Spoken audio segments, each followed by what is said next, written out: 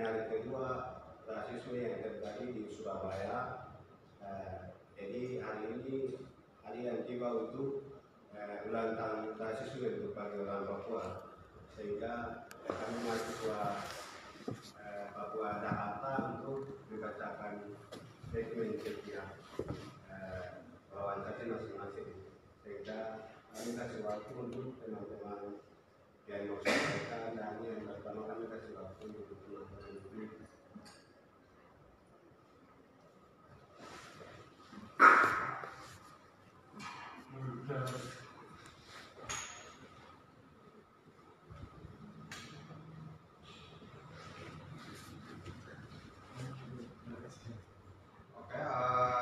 Selamat sore, menjelang malam. Saya Amin Masalahkan dari Front Indonesia untuk West Papua. Hari ini kami menjalankan konferensi pers untuk memperingati tentang 1 tahun rasisme yang ada di Surabaya, kemudian turut memperingati tentang 15 Agustus yang dimana kita kenal sebagai satu perjanjian yang membicarakan tentang soal status Papua ke Indonesia secara sepihak. Nah, tanpa melibatkan orang Papua di dalamnya. Kita ketahui bersama bahwa tahun 2019 kita rakyat Indonesia, bahkan hampir seluruh dunia mengenal tentang satu peristiwa yang dimana orang Papua itu melalui aparat keamanan, dalam hal ini adalah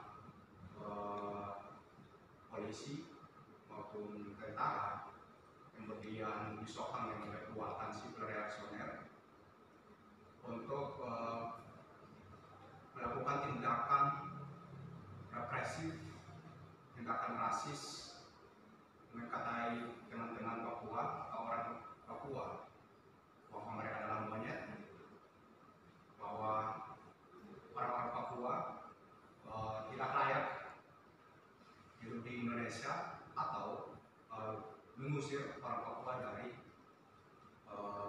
tanah Indonesia. Dalam hal ini adalah teman-teman mahasiswa yang bermukim atau yang tinggal di Surabaya.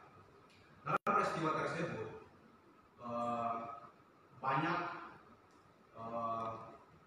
mendapatkan respon terhadap tindakan aparat keamanan disokong dengan kekuatan sipil reaksioner. Namun bagi kita melihat bahwa ada tidak hanya melihat bahwa peristiwa tersebut bukan hanya secara spontan atau secara tiba-tiba atau kelalaian dari aparat, tapi peristiwa tersebut akibat daripada rasisme yang terus berlangsung berpuluh-puluh tahun sejak masa Orde Baru, bahkan sejak masa kepemimpinan Presiden pertama yang adalah Soekarno. Tindakan pengabaian terhadap hak atau pendapat rakyat Papua itu sudah jauh hari terjadi. Maka fenomena yang terjadi atau kejadian yang terjadi di Surabaya itu adalah bentuk kecil yang muncul di permukaan dan menunjukkan kepada kita rakyat Indonesia bahwa peristiwa sebelumnya itu lebih ganas dan lebih mengerikan. Namun nyatanya pelaku, kita ketahui secara bersama bahwa pelaku dari tindakan persekusi atau tindakan rasis terhadap orang-orang Papua atau teman-teman mahasiswa Papua yang ada di Surabaya itu mendapatkan perlindungan hukum dari pemerintahan kolonialisme Indonesia. Dan itu berbanding terbalik dengan orang Indonesia, teman-teman Papua yang melakukan aksi atau demonstran untuk memutuskan tindakan tersebut. Ada yang dipenjara, ada yang direpresif, bahkan di tempat di Papua sampai ada yang jadi korban. Bahkan di Indonesia sendiri ada yang dikenai sanksi dari kampus. Ini menandakan apa? Menandakan bahwa orang Papua, termasuk orang Indonesia yang bersolidaritas terhadap kejahatan yang telah dilakukan oleh aparat, dalam hal ini adalah kepolisian dan juga tentara, itu selalu mendapat impunitas, perlindungan terhadap negara. Kemudian ini menandakan hal yang kedua yang menandakan bahwa kriminalisasi ataupun bentuk lain tindakan reaksioner lainnya terhadap orang Papua itu menjadi hal yang normal terhadap bagi aparat keamanan negara. Berbagai kasus pelanggaran HAM yang kemudian sebelumnya terjadi itu terjadi pengabaian dan tanpa penyelesaian terhadap negara. Dan berbagai peristiwa terhadap penculikan kemudian juga eksploitasi terhadap sumber daya alam yang ada di Papua juga mendapatkan pengabaian terhadap negara. Nah, dalam sejarah pencaplokan Papua ke Indonesia itu juga bagian daripada suatu bentuk dari tindakan sewenang-wenang terhadap pemerintah Indonesia. Kenapa? Karena dalam sejak 1961 atau jauh sebelum itu, Papua dengan kelompok anak mudanya sudah memberi garis pembatas bahwa mereka mempunyai satu identitas yang berbeda, satu kebudayaan yang berbeda, satu psikologi yang berbeda, satu rasa kebangsaan yang berbeda terhadap Indonesia. Itulah kenapa di tahun 1961, 1 Desember, kita kenal dengan kaum muda Papua waktu itu untuk memproklamasikan kemerdekaannya. Namun kemerdekaan tersebut hanya berselang 19 hari ketika pemerintahan Soekarno atau Presiden Soekarno secara tidak demokratis untuk melakukan memobilisasi militer di Papua untuk secara sepihak mengambil atau memaksakan orang Papua masuk ke Indonesia. Perjalanan sejarah terhadap perjalanan sejarah tentang pencaplokan Papua ke Indonesia itu tidak berakhir sampai di masa pemerintahan Presiden Soekarno. Tapi setelah pemerintahan Soeharto yang kita kenal dengan seorang rezim diktator militeristik yang sangat melakukan berbagai kebijakan yang dimana kita kenal dengan tahun 1969 Penentuan Pendapat Rakyat, yaitu rakyat Papua dengan secara paksa mereka dikurung dengan senjata, mereka dikarantina, mereka dikelabui terhadap soal proses integrasi atau memilih bergabung di Indonesia atau mendapatkan atau memilih menjadi negara atau bangsa yang berbeda dengan Indonesia. Peristiwa tersebut banyak kejanggalan.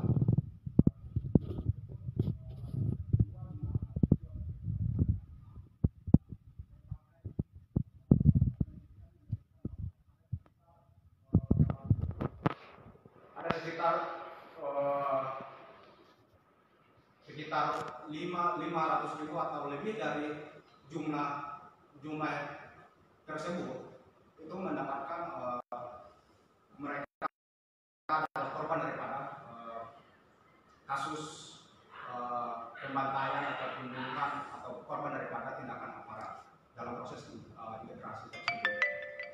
Nah, dalam proses tersebut kita menyadari bahwa rakyat Indonesia belajar dari pengalaman bagaimana kita dijajah oleh kolonialisme Belanda, kolonialisme Inggris, kolonialisme Portugis, bahkan jauh sebelumnya adalah Spanyol, dan yang terkini adalah soal kita pernah dijajah oleh fasisme Jepang. Kita harus belajar bahwa namanya kolonialisme maupun tindakan reaksioner, yakni adalah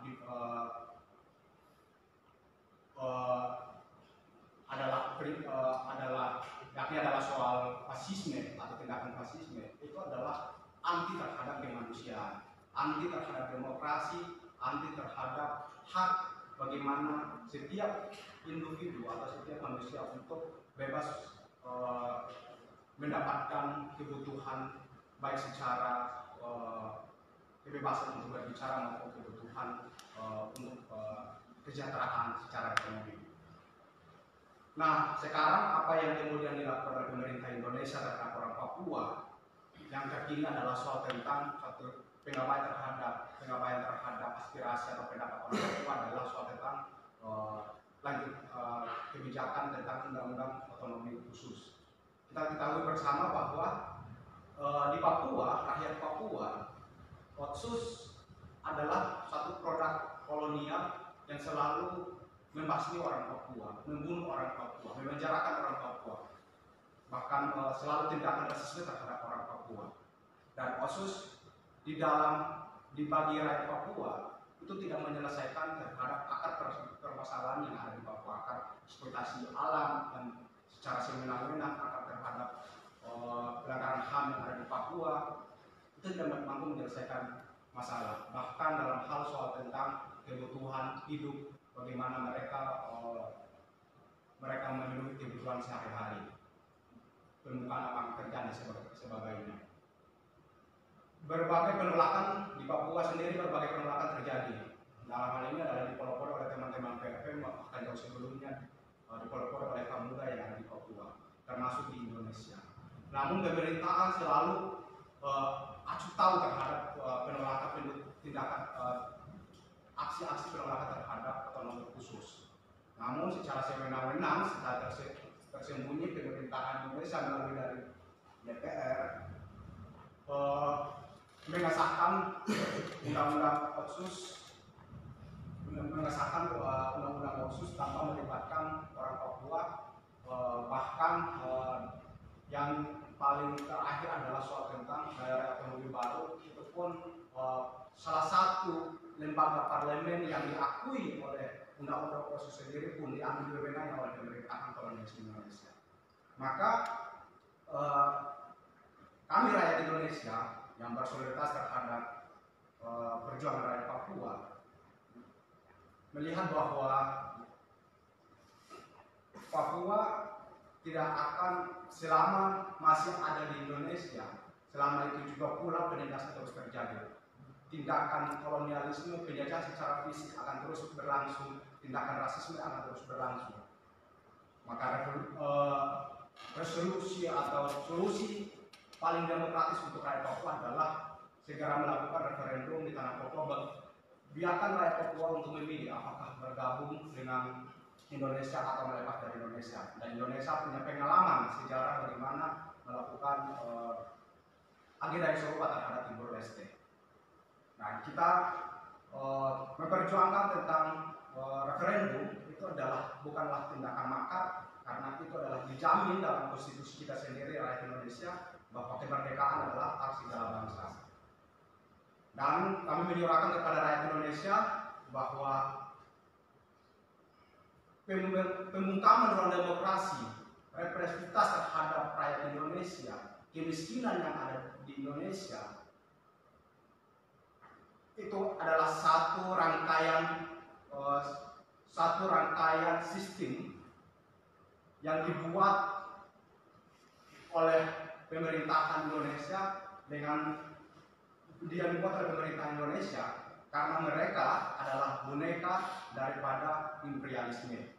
Dan salah satu bentuk penjajahan atau salah satu ciri lain daripada imperialisme yang kita kenal dengan kolonialisme. Maka kita melawan kolonialisme adalah bagian daripada kita melawan terhadap imperialisme. Karena segala bentuk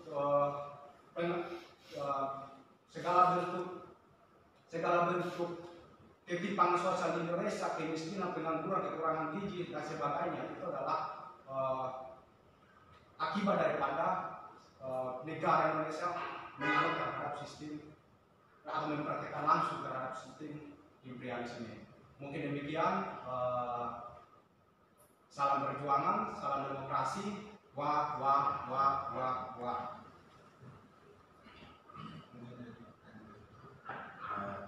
Baik, terima kasih kawan-kawan. Selamat sore di luar Papua, selamat malam di Papua yang sedang menyaksikan. Saya Abdul Sulaid, Sekjen AFTP.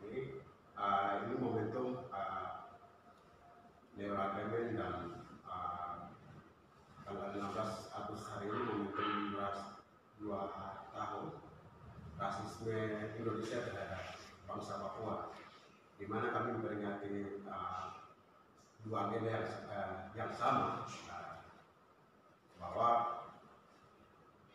orang Papua itu mengalami tidak hanya mengalami rasisme, tapi terus mengalami penjajahan dari kolonialisme Indonesia. Bahwa dari sejarah saja sudah jelas bahwa pembahasan Neorakemen itu tidak pernah dilibatkan orang Papua, tidak pernah dilibatkan sebagai subjek, bahwa tidak pernah mempertanyakan juga bahwa bagaimana hak menentukan nasib sendirinya dan masa depannya. Hal yang sama terjadi pada saat PPRA, kemudian sampai hari ini setelah legislasi PASA, orang Papua terus mengalami rasisme, di mana 2019 momentum kemarahan orang Papua itu memuncak, di mana aparat TNI dan beberapa oknum lainnya menyatakan monyet kepada teman-teman mahasiswa Papua dan kami orang Papua. Dan orang Papua sudah menjalani proses hukum, di mana proses hukum itu terlihat rasis, bahwa dalam sejarah orang Papua mencatat bahwa hanya pemerintah Indonesia lah yang bisa mengadili orang yang sedang memperjuangkan hak dan martabat. Dan itu yang terjadi terhadap orang Papua. Dan kebiasaan rasisme itu tidak hanya berhenti pada tahun 2019, tapi sampai hari ini rasisme terhadap orang Papua itu sedang berlangsung melalui ucapan yang dilakukan oleh misalnya dari Megawati yang saya sampaikan bahwa orang Papua bisa makan air susu, terus Hendro Priyono yang sampaikan bahwa orang Papua sebagai napi yang di Manado, dan hal yang sama juga Mahfud MD juga sampaikan juga dalam merespon data dari pengungsian orang Duga dan data dapur yang disampaikan dan direspon bahwa sampah dan sebagainya. Artinya apa? Rasisme itu tidak hanya keluar dari ucapan dari elit tertentu di Indonesia, tapi pejabat Republik Indonesia juga menyatakan rasis dan omongan rasis terhadap rakyat Papua. Artinya apa? Bahwa orang Papua dengan cara-cara seperti itu, orang Papua merasa bahwa itu tidak beda lagi dari kolonialisme, cara-cara imperialisme, cara-cara kolonialisme terhadap orang yang dijajah. Dan sampai hari ini bahwa orang Papua melihat bahwa kebijakan-kebijakan atau ungkapan-ungkapan rasis itu dilakukan oleh pemerintah Indonesia melalui kebijakan fokus yang kawan-kawan bisa saksikan. Ribuan rakyat Papua turun jalan menolak paket otsus dan drop, yang mana bahwa orang Papua menilai bahwa kebijakan ini merupakan kehidupan Indonesia untuk di Papua. Selain itu, kita bisa saksikan bahwa dalam pembahasan otsus dan sebagainya itu tidak ada partisipasi bagi rakyat Papua. Padahal kita tahu bahwa kebijakan otsus dihasilkan untuk penyelesaian konflik di Papua.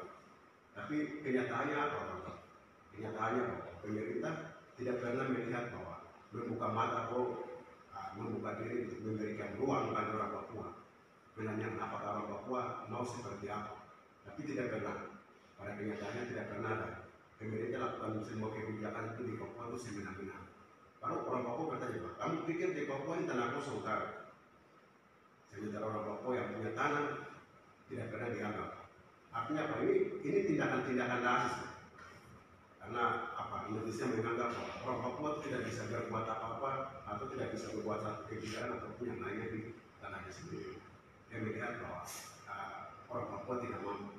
Pada kenyataannya kita bisa lihat hasil dari orang Papua itu bisa bangun Jakarta, hasil sumber daya orang Papua yang muncul pemerintah bisa bangun gedung-gedung mewah. Bahkan orang Papua yang sudah berpendidikan sudah banyak.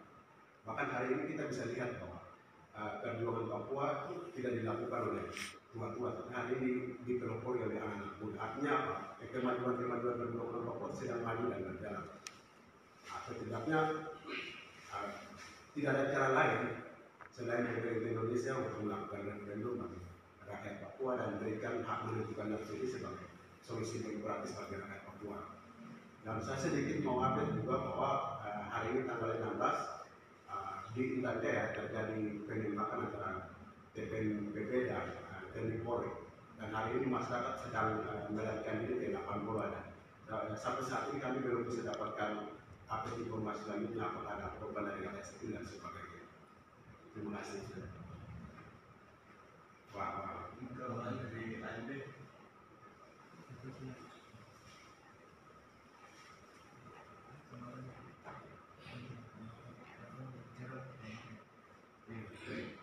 selamat sore untuk pemirsa menonton dan juga kawan-kawan di sini.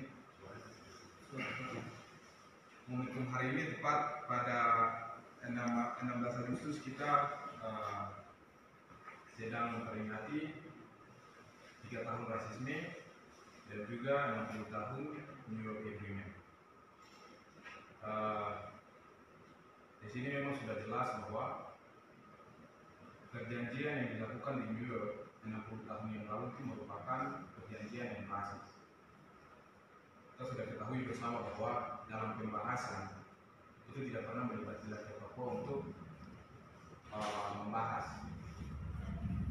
masa depan rakyat Papua itu sendiri.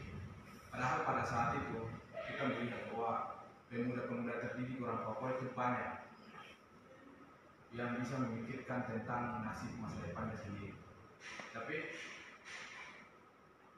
Indonesia bersama dengan negara-negara imperialis masuk sebagai malaikat penyelamat untuk menentukan masa depan rakyat Papua itu sendiri. Dan pada kenyataannya hari ini kita lihat bahwa rakyat Papua itu tidak baik-baik saja. Operasi militer di mana-mana diduga sejak 2018 sampai hari ini kasusnya belum tuntas dan penembakan masih terjadi. Kemudian di beberapa kota juga di Jayapura, bahkan di hampir seluruh tanah Papua itu bentuk-bentuk operasi militer itu masih berjalan sampai sekarang. Kemudian selain itu kita melihat hari ini bentuk rasisme juga terus dialami oleh rakyat Papua, kemudian juga mahasiswa Papua yang ada di Indonesia. Kita bisa melihat 3 tahun yang lalu di Surabaya itu merupakan salah satu kasus dari sekian banyak kasus rasisme, diskriminasi rasisme yang dialami oleh mahasiswa Papua itu sendiri.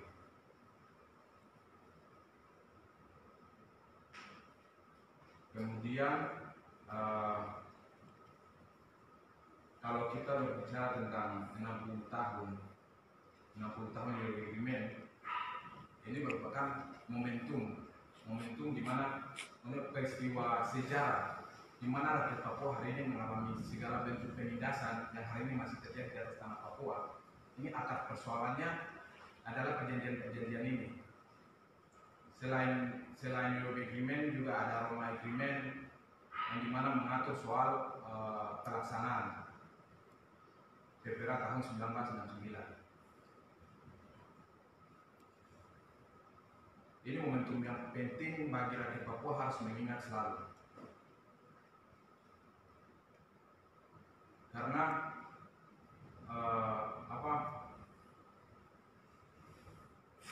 selain momentum ini yang kita lihat hari ini tuh pemerintah kolonial Indonesia tuh pintar untuk memutar rakyat Papua hari ini dengan produk-produk otonomi khusus, daerah otonomi baru.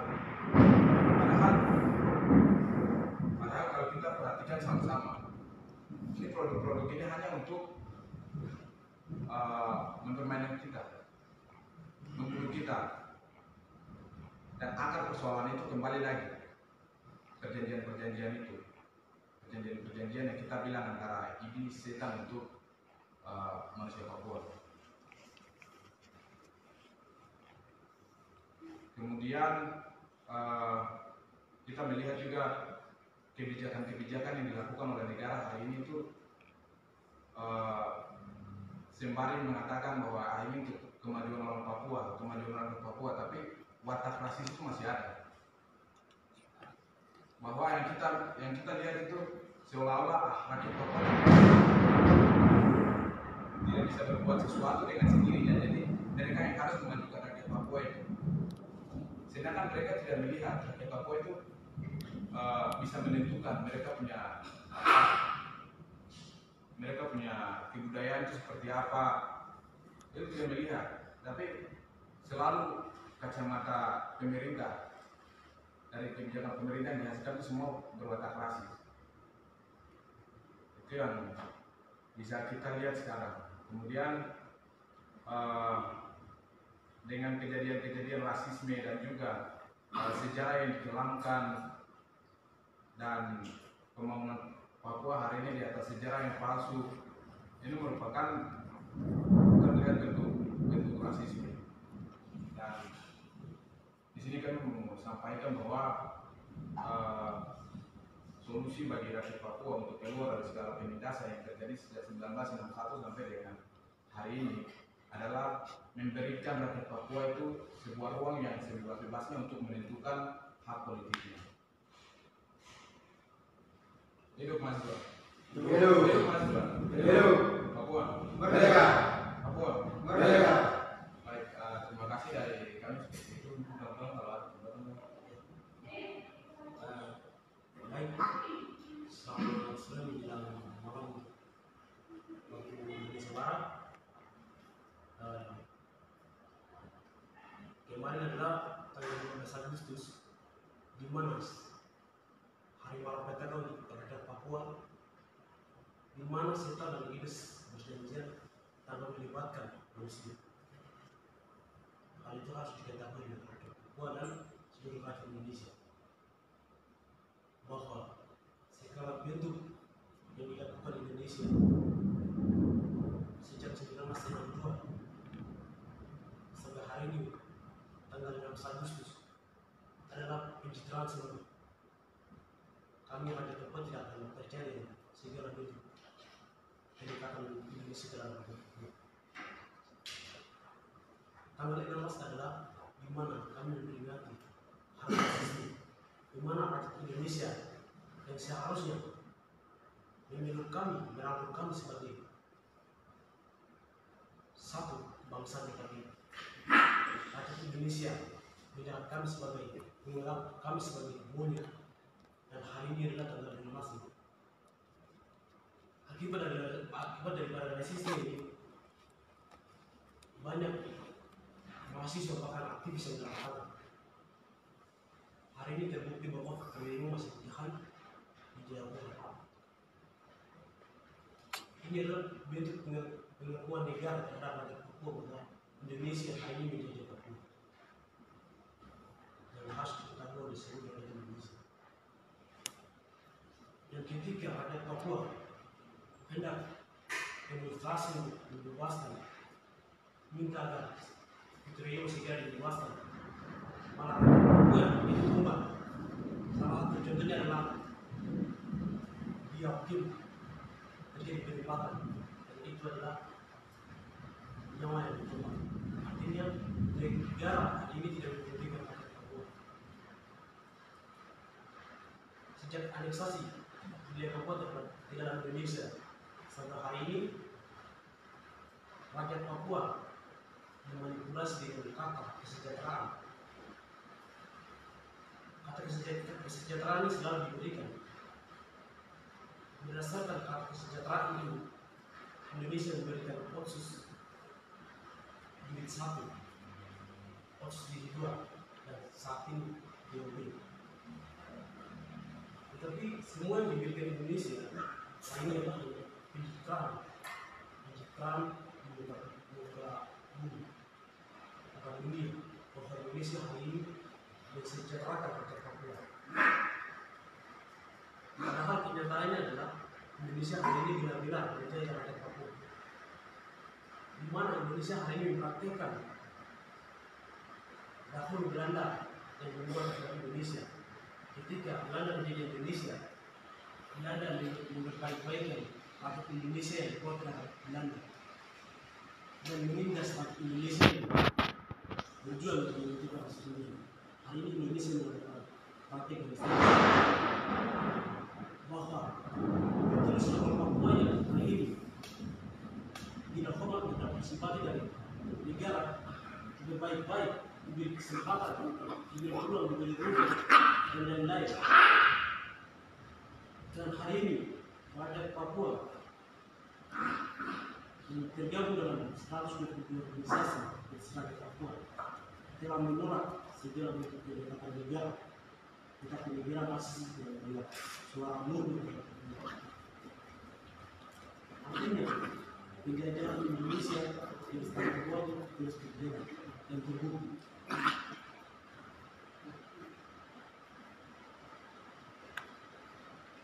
Dan rasisme di mana diskriminasi terhadap Indonesia juga terus terjadi. Di mana rakyat Indonesia fokus terhadap Papua, fokus terhadap kemanusiaan di Papua selalu didiskriminasi oleh Indonesia dengan berbagai pasal dan hukum. Bukan hanya Indonesia menjadi orang Papua, tetapi hari ini terbukti bahwa Indonesia itu menjadi rakyat Indonesia sendiri. Sama dengan contohnya adalah Wadas.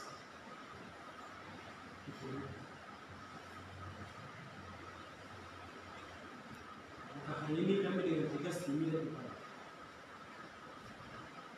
Indonesia bahwa ada Papua tidak membutuhkan masyarakat yang baru, tidak membutuhkan khusus yang lainnya. Kami anggap hal itu sebagai pencitraan di muka umum. Dan kami minta adalah memberikan referensi sebagai solusi yang demokratis terhadap Papua.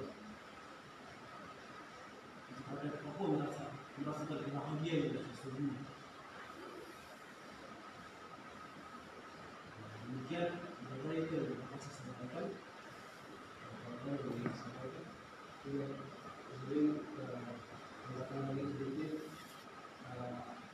Kemarin tanggal 12 ada mengganti 60 tahun Parlemen, di mana mereka membahas nasib rakyat Papua. Namun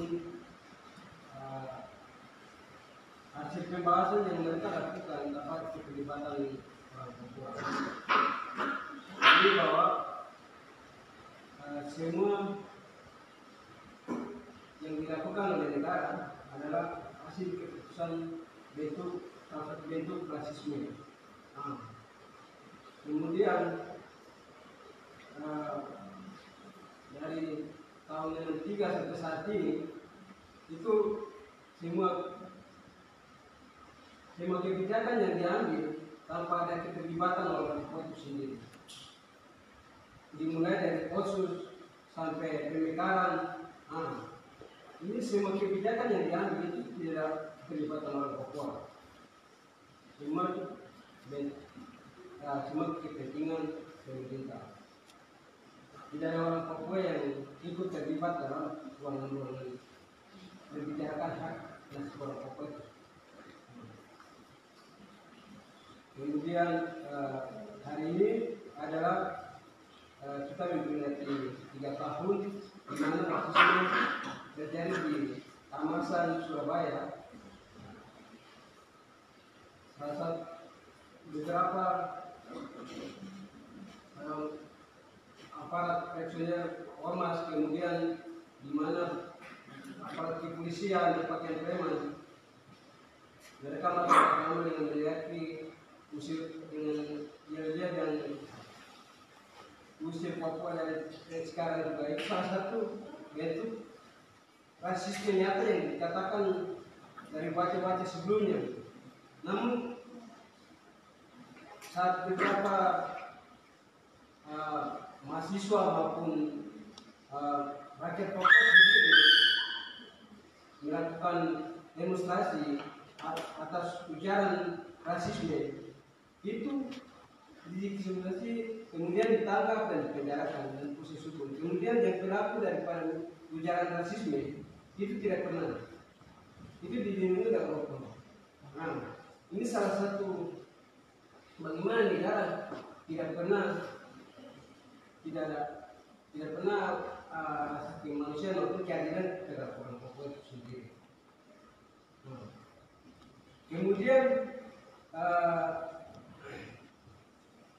60 tahun yang lalu itu salah satunya itu negara yang terlibat adalah Amerika dan Belanda. Mereka membicarakan nasib bagaimana orang Papua nanti ke depannya itu, tapi mereka tidak pernah memutuskan dengan pelibatan orang Papua. Ini salah satunya bahwa Amerika harus bertanggung jawab nasib orang Papua saat ini.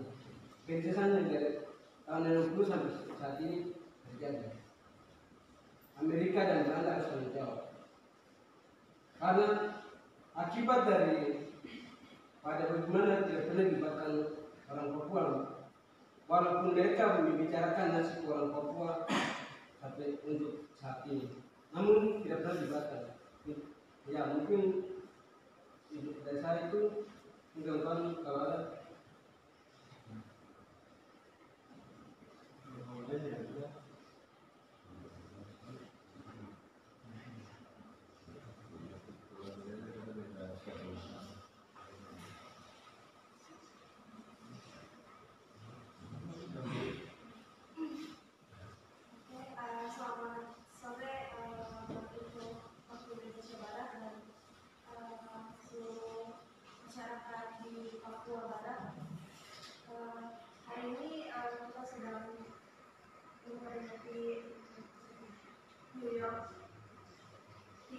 rasisme oleh militer dan ormas di Surabaya oleh mahasiswa yang ada di Surabaya, mahasiswa Papua. Nah, kita melihat bahwa hari ini sejak Papua dikolonialisasi oleh bangsa Indonesia, memang banyak sekali kejadian atau pelanggaran HAM yang dilakukan oleh pemerintah Indonesia melalui aparatur negaranya, yaitu militer dan polisi. Sejak saat itu masyarakat Papua banyak sekali yang didiskriminasi ataupun dieksploitasi alamnya oleh pemerintah Indonesia, mulai dari Freeport dan pertambangan emas di Papua lainnya. Kita melihat juga bahwa hari ini perempuan-perempuan di Papua semakin banyak yang punah karena genocide yang terjadi di atas tanah Papua juga berlangsung kepada perempuan-perempuan Papua. Kita melihat bahwa mama-mama di Papua yang hari ini sedang mengungsi juga di Panjaya, juga di hutan-hutan Papua lainnya, yang mereka sedang mengandung, itu banyak sekali yang tidak bisa bertahan hidup karena di tengah hutan yang sangat lebat tidak bisa mendapatkan makanan yang baik gitu. Akhirnya bayi-bayi itu juga mati bersama ibunya. Nah, bukan hanya itu saja, pemerintah Indonesia juga banyak sekali melakukan pelanggaran HAM, mulai dari pemerkosaan perempuan-perempuan Papua, juga penembakan terhadap warga sipil Papua yang sekarang sedang berlangsung tadi tanggal 1 Maret. Nah, banyak sekali yang sudah dilakukan oleh pemerintah Indonesia. Sekarang kita harus melihat bahwa penjajahan di atas tanah Papua itu memang benar terjadi, dan masyarakat Indonesia harus melihat secara objektif bahwa rakyat Papua tidak bisa bersama-sama dengan Indonesia karena banyak sekali penindasan yang mereka alami. Karena setiap manusia itu berhak merdeka, bahkan tidak terlebih terhadap juga bangsa Papua. Maka dari itu saya mengajak kawan-kawan atau masyarakat Indonesia, mari kita bersolidaritas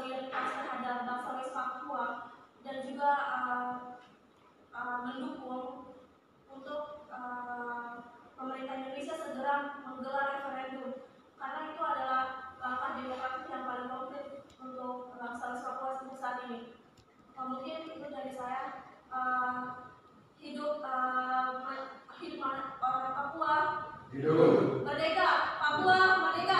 Merdeka.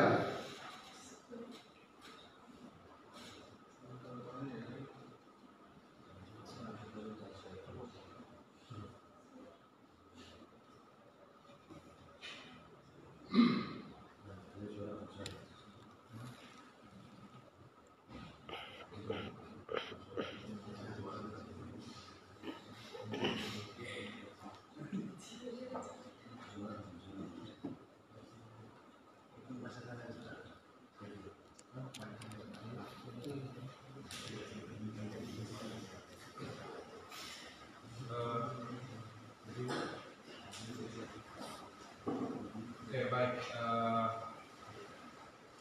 Dari berbagai pembahasan dan permasalahan yang ada di Papua yang terjadi di Papua, maka dalam peringati 60 tahun perjanjian New York, kami Front Rakyat Indonesia untuk Papua bersama Aliansi Mahasiswa Papua dan AMPTPI menyatakan sikap politik kami kepada rezim Jokowi, Ma'ruf Amin, Belanda, Amerika Serikat, dan PBB bahwa yang pertama mengutuk New York Agreement 15 Agustus 1962.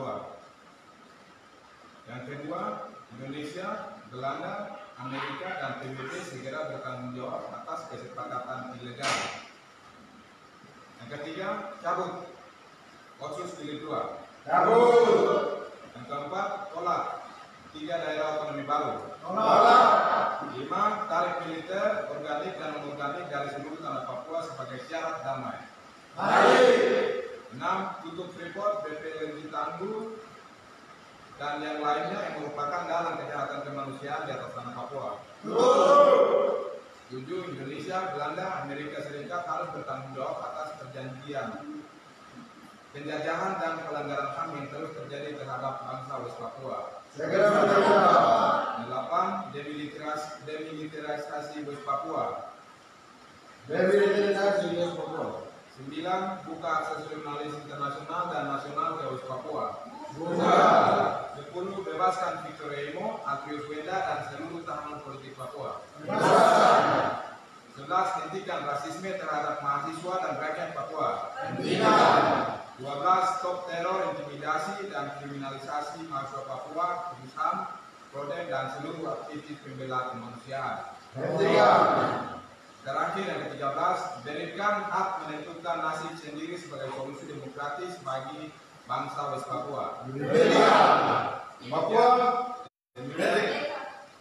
Demikian pernyataan sikap ini kami sampaikan demi merebut cita-cita pembebasan nasional. Atas perhatian dan dukungan seluruh rakyat Indonesia dan West Papua kami ucapkan terima kasih.